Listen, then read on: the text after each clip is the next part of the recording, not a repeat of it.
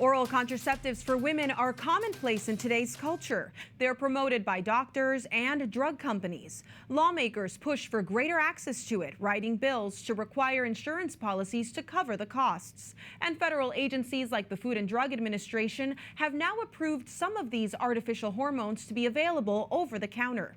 The O-pill is the first over-the-counter contraceptive in the United States and became available just this March. It can be found at the corner pharmacy or even online, and there are no restrictions for the progesterone-based birth control. It can be dispensed without a prescription and with no age limits. But there is a growing trend to ditch the pill. More and more women are deciding to no longer take oral contraceptives due to concerns of the side effects. According to the Cleveland Clinic, potential side effects may include nausea, headaches, spotting, and moodiness.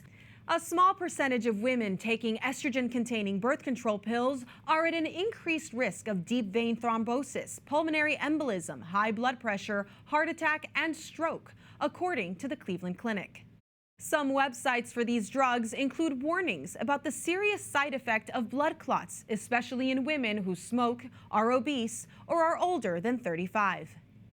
Dr. Marguerite Duane, a board-certified family physician and executive director of Facts Fertility, joins us now to provide her medical expertise on this subject.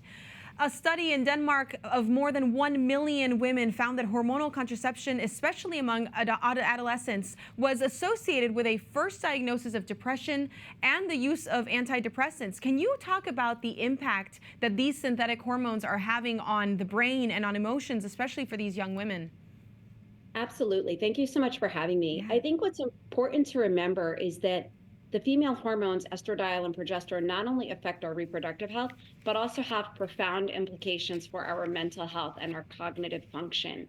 In fact, estrogen plays a critical role in brain development in adolescence and in cognitive function and cognitive decline as women age. So estradiol and progesterone hormones are very, very important for our mental health.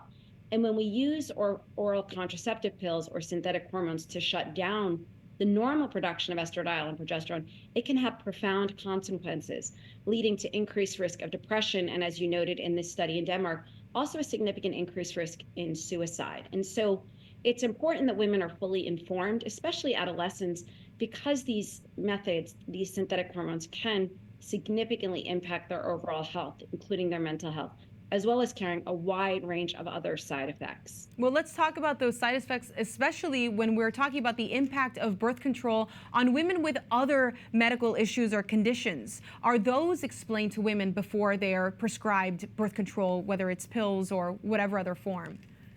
Unfortunately, typically not. Oftentimes, women are informed about mild side effects like nausea or headache, but they're often not given the full list of side effects that hormonal contraceptives can have. And it's important to note that these oral methods of birth control can affect every aspect of a woman's health. So, for example, there's research showing, and in fact, the World Health Organization classifies combination hormonal birth control pills as a group 1 carcinogen because of the significant increased risk in breast cancer and cervical cancer. And although hormonal birth control may reduce the risk of ovarian and endometrial cancer, the incidence of those cancers is much less than breast cancer. And yet many women are not informed that, in fact, synthetic combination birth control is a class 1 carcinogen because of a documented significant increased risk in breast and cervical cancer.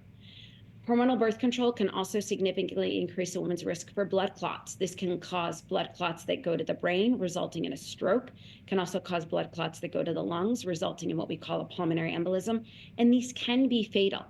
Now, the question is, why are women not informed? Well, the risks are exceedingly low. In fact, the risk of blood clots and cancer may be less than 1%, but it's important to note these are risks. And whether that 1% is your wife or your sister or your daughter who may suffer not only a serious or permanent illness, but even death, women should be informed. And through my work at Facts, I've encountered many families who have had to bury their daughters and their sisters due to the side effects. It's important to place it in perspective, but again, women need to be fully informed because what they're taking birth control for is often to suppress their fertility, which is a normal, healthy state. In fact, hormonal birth control is the most widely prescribed medication given to healthy individuals to effectively create a disease state by causing infertility. So, informed consent is key. It's important to place it in context in terms of the risks, but women need to know so that they can make the best decisions. And they need to be aware of the alternatives like fertility awareness based methods that have no medical side effects. Now, Dr. Duane, the National Survey of Family Growth found that many Catholic couples use contraception in one form or another, which of course is not endorsed by the church. You just mentioned fertility awareness methods. What other options are there and how effective are they?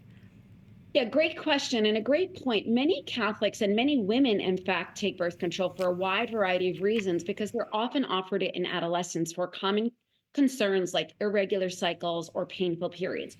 But what's important to note is hormonal birth control does not treat the underlying causes of these symptoms of painful periods and irregular cycles. It may suppress the symptoms and improve the pain, or it may result in a regular withdrawal bleed, leading women to think that they're having regular periods, but in reality, they are not. The idea behind using fertility awareness based methods is with these methods, women can learn to chart their cycles. And in fact, the American College of Obstetricians and Gynecologists recognizes the female cycle as a fifth vital sign. And when women chart their cycles with a fertility awareness based method, and there are a number of evidence based methods, the Billings ovulation method, the Creighton model, the symptothermal method, the Marquette method, and FEM, there are a number of methods out there that women can learn to chart their cycle.